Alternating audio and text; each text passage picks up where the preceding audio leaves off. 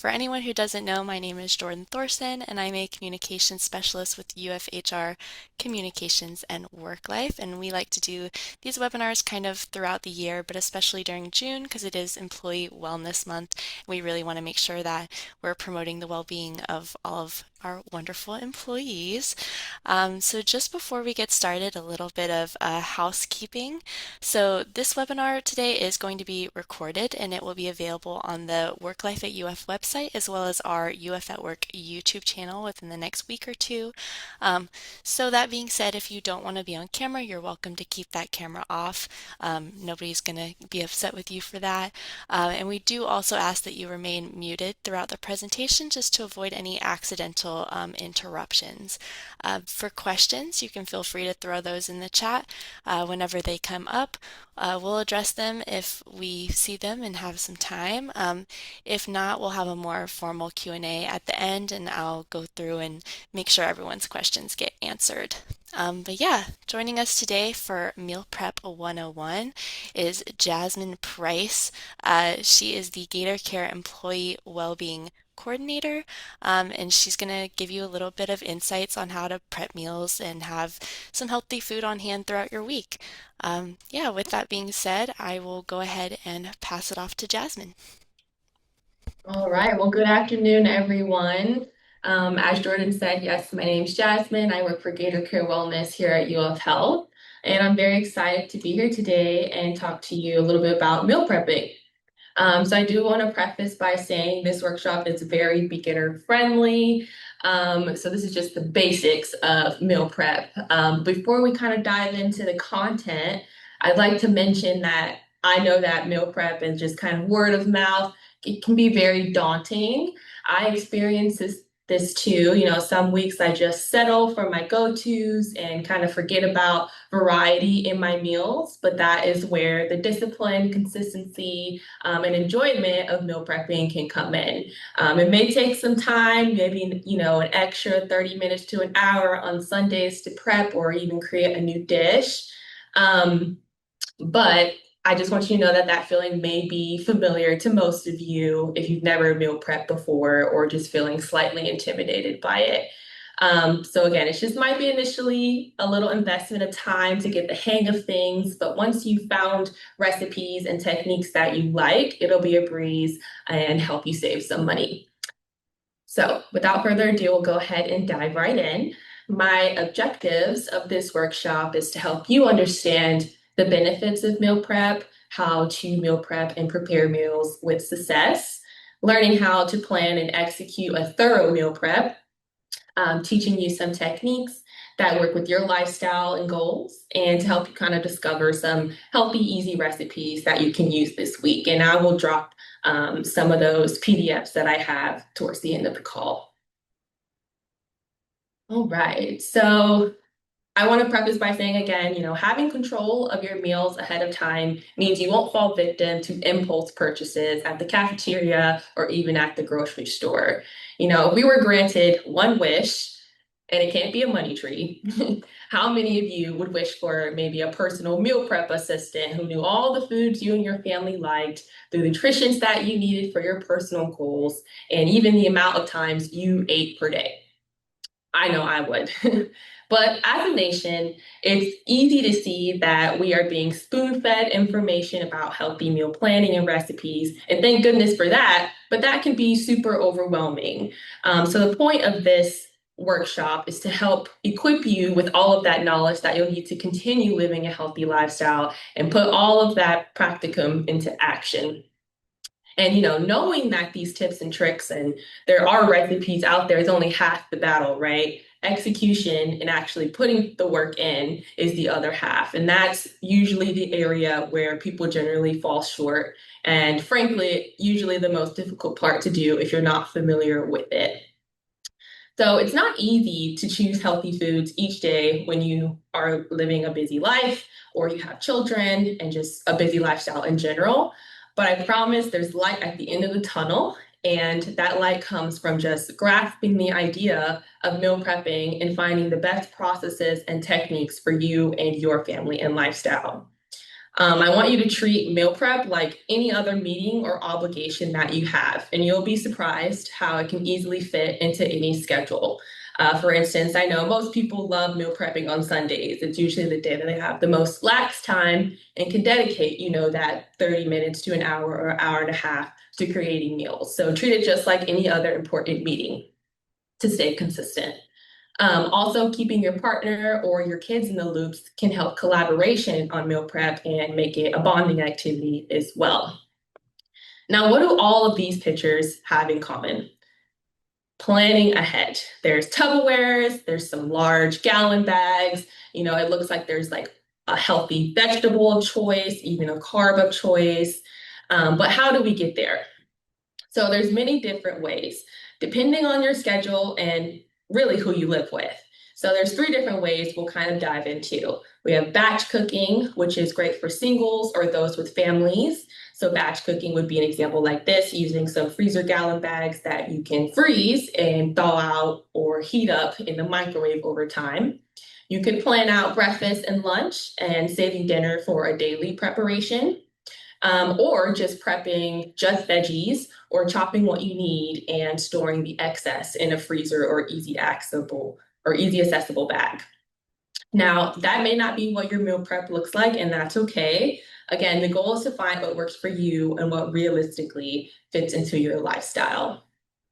So, as I mentioned before, prepping meals for the whole week is doable, but for others, it's simply just not. And that's completely okay as well. I know I have, some people in my family who hate the taste of reheated food, which is pretty common for us humans who love variety.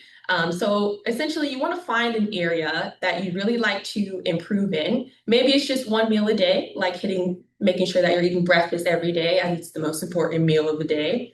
Or if you generally eat fast food for lunch at work, or you find yourself always buying the cafeteria food at work, try prepping lunches for just 2 to 3 days. 2 to 3 days is usually the sweet spot where your taste buds aren't sick of what you're eating yet. And once you find something that you like, you might even be able to get to that third day. So when you get comfortable, start preparing to make even 5 lunches, something like that. If you're not a breakfast person, simply because there's no time, you can cook some steel cut oats in the slow cooker or an instant pot and store in the fridge and portion it out so you can grab and go for the week. And then you just would pack some fruits and nuts as your toppings. If you have a large family, maybe it makes more sense for you to pre-chop vegetables, marinate meats in the refrigerator or fridge, and cook grains such as rice or beans ahead of time and store in the freezer to be used for those dinners or just easy pull and grab. Now, there's many benefits of meal prepping. It removes that decision fatigue of having to decide what to eat for the day, spending less time in the kitchen during your busy week so you have more time to yourself. You're not worrying about what you're eating for dinner. Ensuring healthy meals are available at any time that allows you to save money, and just exploring new recipes. If you're someone who gets tired of kind of eating the same meals over and over again, there are so many different recipes out there, to kind of satisfy that need. You can increase some of your culinary skills. And as I said before, bond with family members and friends and involving everyone into your meal prep activities. It also supports your health and wellness goals. If you know your weight management is something that is very important to you, meal prepping is the way to go to reduce that calorie intake and reduce all of the unnecessary sodium and other hidden calories that comes from eating out and fast food, therefore increasing your confidence. Now, often people think that it's more expensive to eat healthy because the bill at the checkout is usually higher than the bill you pay for an $8 or $10 burrito at Chipotle. But if you take into consideration how many meals you can buy with just that large pack of chicken or that large pack of green beans, it really does pay off in the long run. And if you put together a pack of chicken and a large thing of green beans and your choice of carb, you might spend maybe $25. Divide that by 4, it's pretty cheap over the course of 3 to 4 meals. So it can pay off again in the long run. Canned foods, they tend to be cheaper, so you can incorporate those as necessary. But when it comes to canned foods, you want to make sure that you're watching for the unnecessary sugar and sodium content, especially in canned vegetables. They always add salt for preservatives. So look for the ones that say low sodium or no sodium at all, as well as beans, making sure you're thoroughly washing those out before eating them. Also, complementary proteins like adding beans, pinto beans, kidney beans. You can pair that with a whole grain to provide the adequate amount of essential amino acids. You can combine beans with animal proteins to reduce any animal meat portion.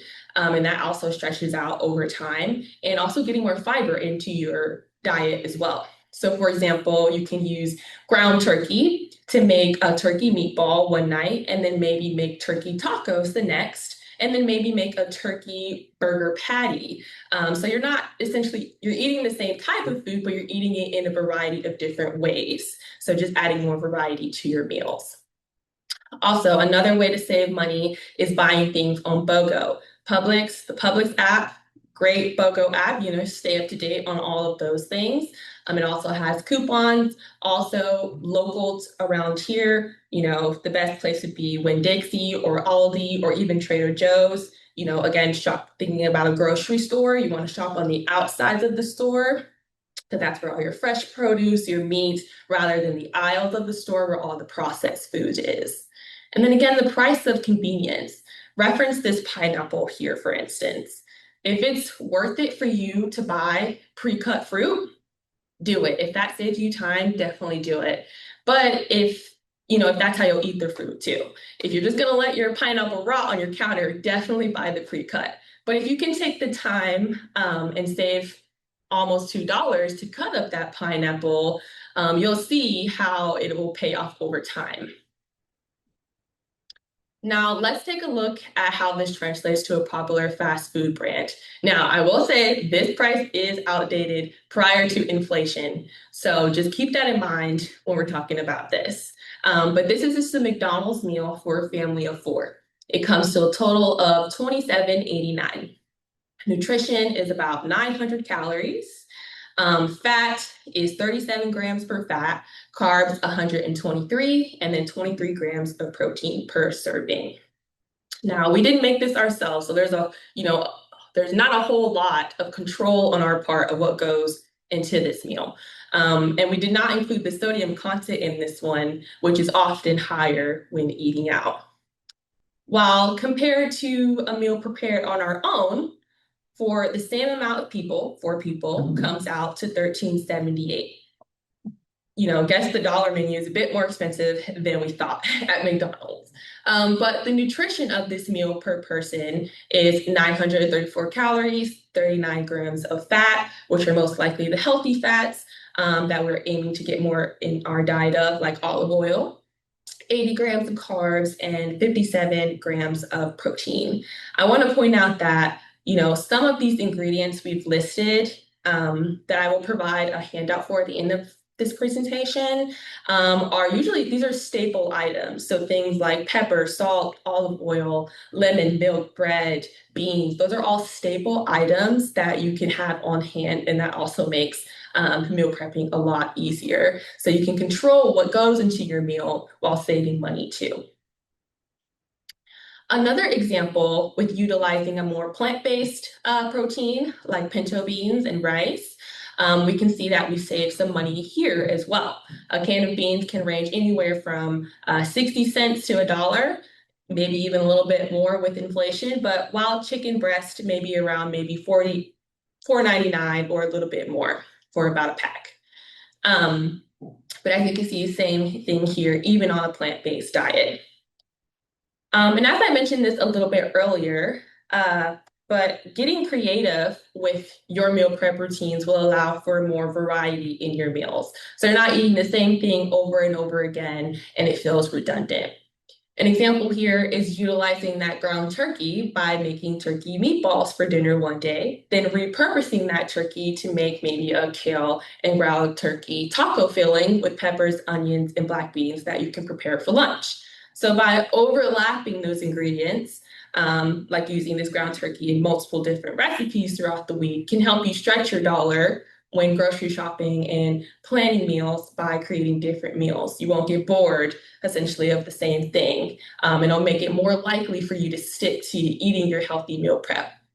Another common thing with meal prepping is you might do the meal prep and then you might be maybe 2, 3 days into eating that lunch and you're sick of it. You don't even want to eat your meal prep and you decide to opt for cafeteria food. So by switching it up, by switching up your proteins in different ways, it allows you to kind of stick to that healthy routine.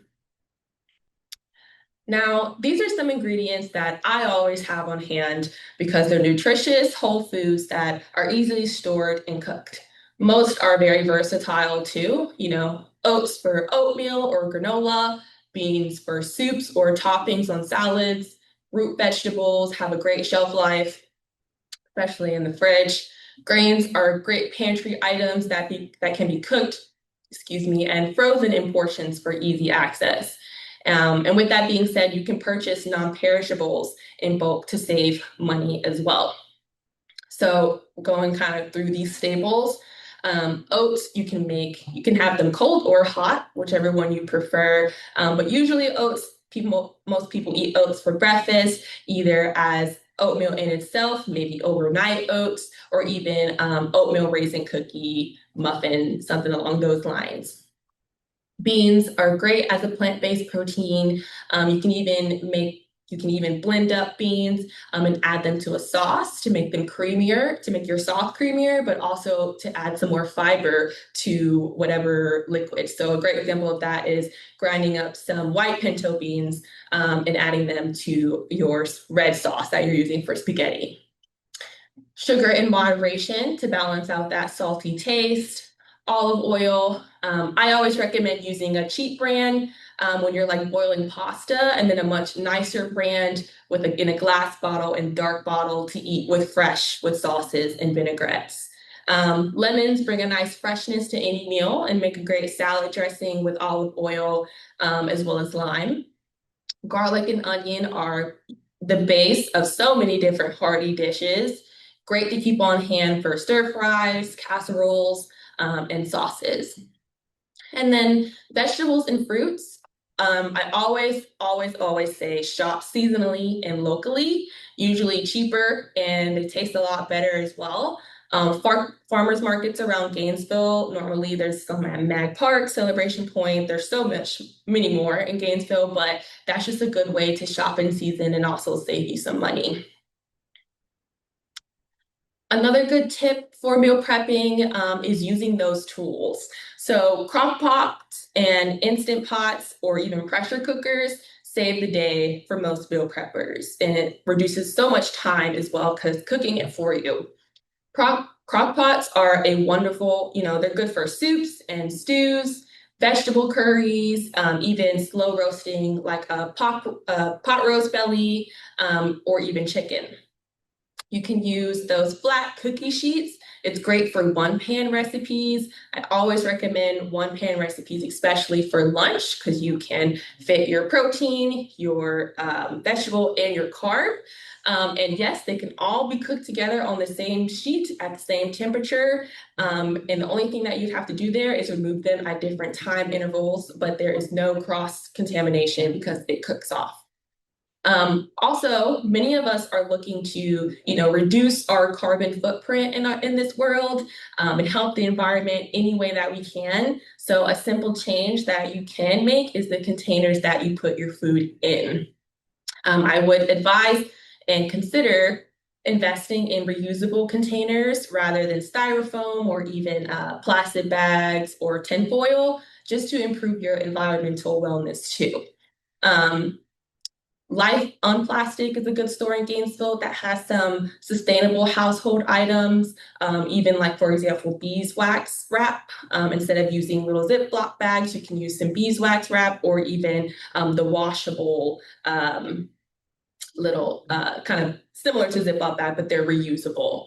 And there are actual meal prep containers. You can find them on Amazon, Walmart, in most grocery stores. I would personally recommend reusable Um, Most people start with plastic meal prep containers for meals, but I would advise, when you are reheating meals, I would consider investing in glass containers. When plastic containers are heated, they leach dioxins into the food, which are said to be cancer-causing agents. So better safe than sorry, and just go ahead and pay that extra bang for your buck and get some glass meal prep containers. And obviously, metal containers are not effective for reheating in microwaves unless you would like to store your fruit or something in there as well. And like I said, a lot of us are moving away from plastic Tupperware, but I got my glass containers at Publix on sale, and I noticed that they go on sale every so often too, especially at Walmart too as well. So consider investing in that as well, just for your health. And then finally, you can consider investing in thermos for keeping the temperature steady for liquids like soup, coffee, oatmeal, etc. But that's just an idea for folks who don't have access to a microwave while they're at work. And that may seem like an investment now, but it will pay off in the long run. Now, the next part of this workshop is just kind of planning to succeed. So meal prep is all about planning. It's knowing exactly what meals you want to create and executing that. So we always say here, failure to plan is planning to fail. So the first step is to visualize. I want you to talk with your family members, or even if it's just you are just preparing meals for yourself. Consider how many days of meal prep do you want? Which meals will you be cooking? What is your cutoff? If you're someone who can't eat anything after 2 days, stick to that routine. Are you cooking for anyone with a dietary restriction? Are there days or evenings where you plan to go out for a meal? Think about all of your options. And then brainstorm your favorite meals and healthify them by making simple ingredient swaps or searching for recipes of ease, even like healthy batch cooking recipes. But don't be afraid to try something new. It can be healthy and financially prudent to, again, shop seasonally as well. But the secret formula for any meal, recommended by the American Diabetes Association, is essentially any 9 by 9 plate or meal prep container. You want at least half your plate to be a vegetable, the other quarter to be a protein, and that other quarter a healthy carb. Of course, you want to add in your daily fruit serving, and then your drink of choice should be water or something with water in it at least. And then 3, create a plan. Meal prep can, again, seem daunting, and feeling overwhelmed trying to cook or prep all in one day can be a lot for some people. So you can even split it up, Sunday and Wednesday, or any days where you have more free time as well. Also, instead of cooking everything, try chopping up vegetables to roast and then storing them in an airtight container or even a gallon freezer bag, and then freezing them for quick access during the week or at night when you may want some freshly roasted or steamed vegetables. You can even buy the frozen vegetables as well. I think frozen vegetables kind of get a bad rap, but frozen vegetables are often plucked before that they are ready to eat. So they're actually, by the time you are heating them up, they actually have way more nutrients in them than after they're cooked. So you can even have those on hand if you don't feel like chopping and prepping them yourself. And then cook, divide, and conquer. I want you to enjoy your week, enjoy the food that you're eating. So as you establish your routine, this will become a lot more natural to you. You'll find yourself preparing to meal prep without Googling recipes, but instead using ones that you found along the way and potentially want to try. You'll naturally kind of begin to check out BOGO deals and keep a running stock of what's in your pantry and what you do or you don't like. Now, as you visualize your upcoming week, here are some questions to kind of help guide you when it comes to meal prepping. You want to start out with, what meals do you plan on preparing? Is that breakfast, lunch, or dinner, or all of the above? And that includes packing snacks as well. What meals do you need to double or triple the portion of? How many portions of each recipe do you plan on creating? How many people do you need to prep for? Take all of those things into consideration while you're visualizing. Another one that I know is pretty common for a lot of people is what days of the week do you have time to grocery shop, to cook? Are there days of the week that you know for sure you're going to eat out? So take all of that and visualize your week before you create your action plan. And then the next step is brainstorming. You want to take a moment to brainstorm what you will do. This works best if you are writing a list as well. But we encourage you to think of some items that you already currently have in your pantry or ways that you can get creative starting this weekend. And another thing too is when you're first starting to meal prep, like you might not have all the staples you need, but usually most people have, rice or beans on hand or something like that, and you just don't know what to pair with it. Um, for those, for that type of scenario, we usually like recommend, dropping your ideas and maybe chat GPT saying, I have this and this, what meal can I make? And that will kind of get rid of some of that decision fatigue as well. Now, again, reinforcing that formula for success from the American Diabetes Association, you want to make half of your plate a non-starchy vegetable and make sure to incorporate a healthy fat such as an avocado or even drizzled olive oil or any nut of choice.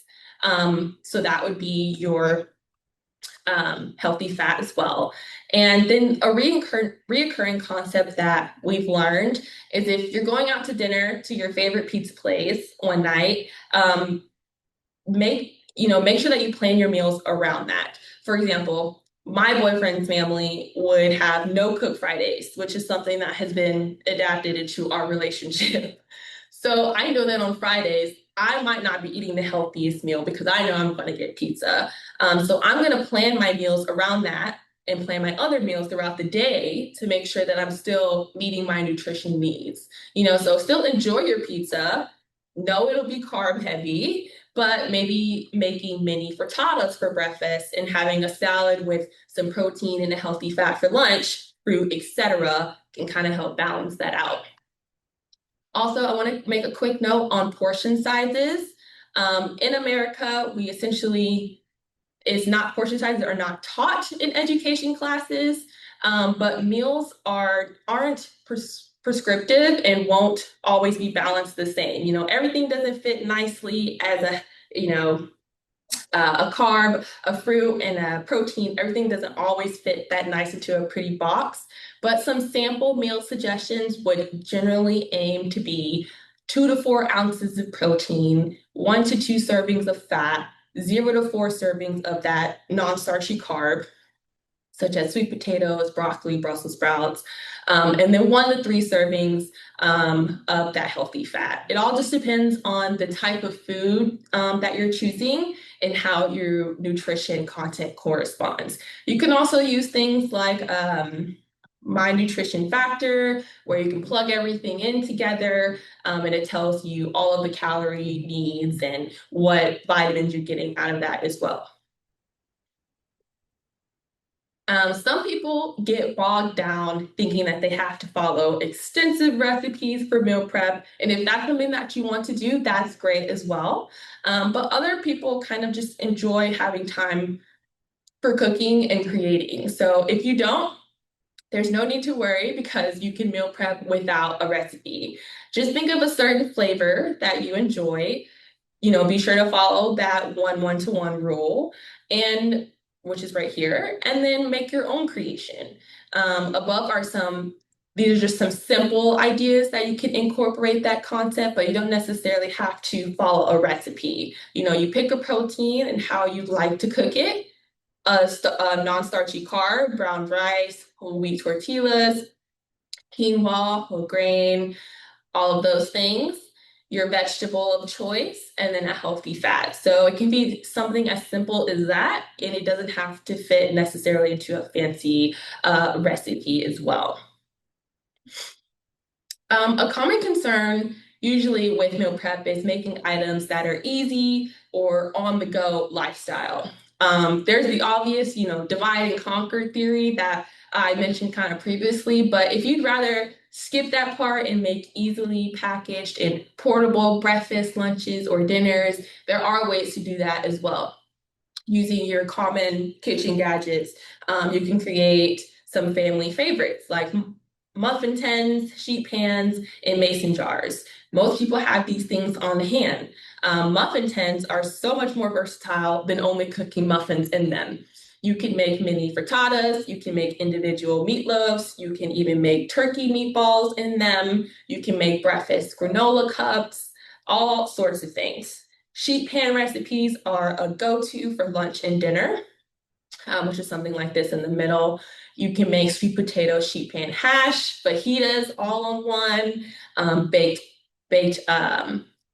with a choice of meat, usually chicken or pork. You can even make baked potatoes, asparagus, and you can make that all together as well. And then mason jar recipes. A common one is the first one I always think of is overnight oats.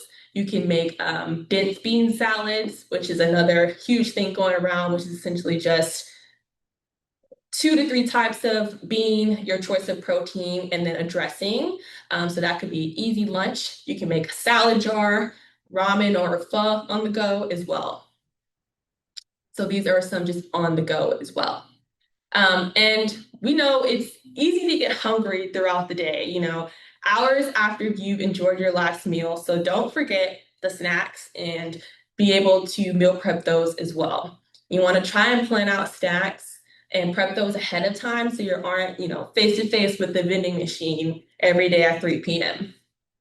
So some examples are, breakfast cookies. So I'm thinking more of like an oatmeal bar that you can make at home or even purchase. Some granola bars, smoothie prep, pre-cut fruit, portioning that out in a Ziploc bag or beeswax wrap and storing that in the fridge so you can just drop it in your blender or something in the morning.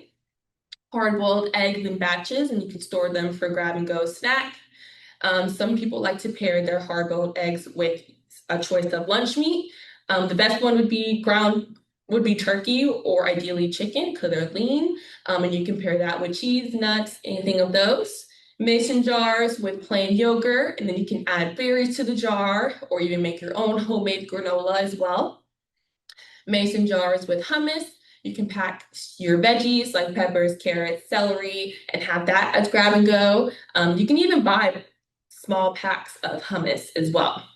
And a DIY trail mix, and you can portion out into snack size Ziploc bags. But I did want to go ahead and drop some inspiration in the chat. I have some links. So the first link is to a handout that covered those staples that we were talking about that you can always have on hand in your pantry. And then there's some no-cook recipes. So, this one is designed for people who don't really like spending time cooking, but they want to meal prep. So this is a quick way to do so. And then this one is just how to use those basic staples to create sauces and anything additional like that. But I hope that you enjoyed this presentation. Today we talked about the benefits of meal prepping, how to prepare for meal prep success, and eventually how to execute and plan your own. And getting started is always the hardest part, but don't be afraid. Just like any new skill, you have to practice at it for it to become a habit and a part of your routine. So I encourage you to healthify some of your current recipes or just try some that are out of your comfort zone.